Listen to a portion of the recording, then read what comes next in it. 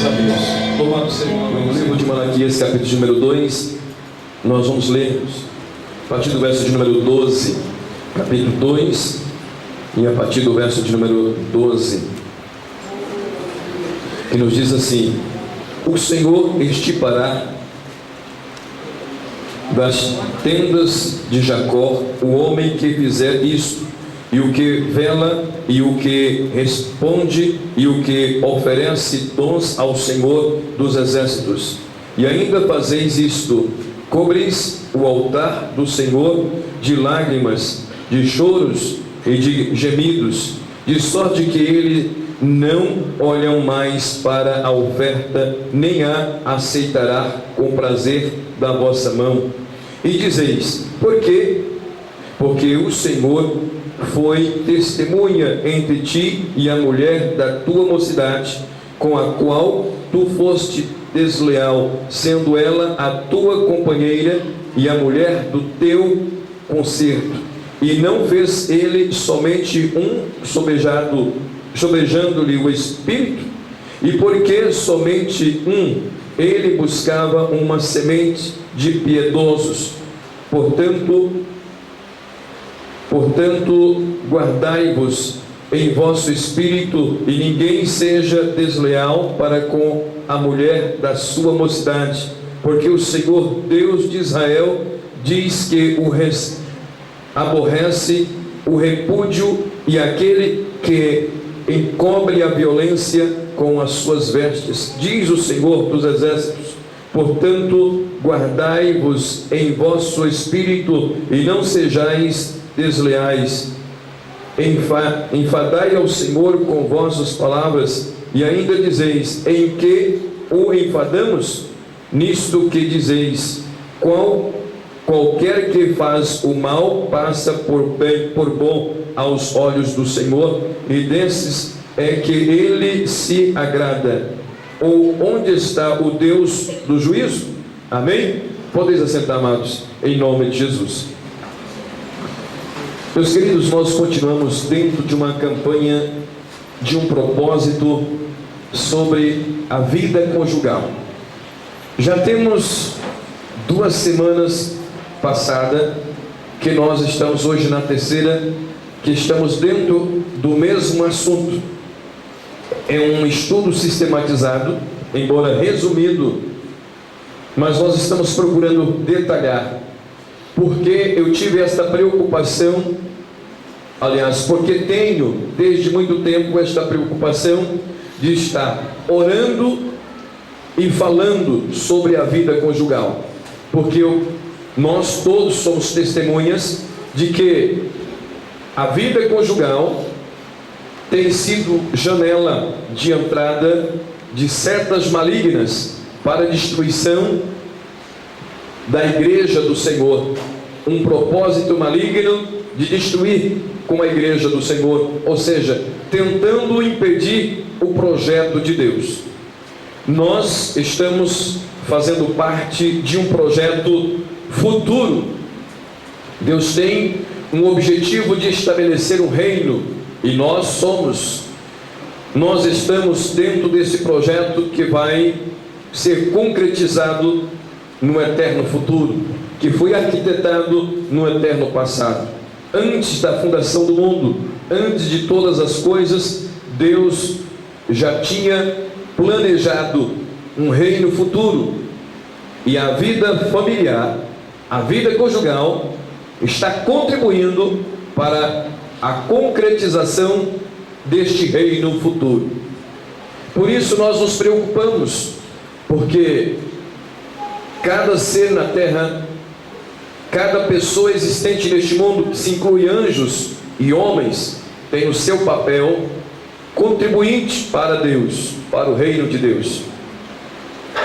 Todas as pessoas que já passaram nesta terra, homens e mulheres de Deus, fizeram o seu papel no seu determinado tempo, e vai passando geração, entregando para outra geração. Hoje é a nossa vez, é a nossa responsabilidade, e nós não podemos de maneira nenhuma deixar a desejar. Os nossos pais entregaram em nossas mãos uma responsabilidade, e nós temos que entregar para os nossos filhos, os nossos netos, para a geração que está vindo. E nós não podemos deixar uma igreja doente, nós não podemos deixar uma geração comprometida com o pecado, sem que tenha um conhecimento do reino de Deus e a responsabilidade de divulgação do reino, a preocupação de fechar as portas para Satanás não adentrar. É nossa esta preocupação, minha e sua, e por isso nós temos que estar cada dia falando desta grande obra que é a vida conjugal. Irmãos, nós já falamos sobre as 3 principais razões do casamento. A primeira razão foi exatamente o projeto divino que foi arquitetado desde antes da fundação do mundo, visando um futuro estabelecimento do reino. Depois nós falamos que a segunda razão era exatamente razão social. Vendo Deus que não era bom que o homem estivesse só, fez uma adjuntora. Então a vida conjugal está aí relacionada com a sociedade. E em terceiro lugar, o casamento, a razão do casamento foi exatamente para a ação de força. A Bíblia deixa bem claro que um cordão de 3 dobras é mais difícil de se quebrar, e é melhor ser 2 do que 1, porque quando um cai o outro levanta.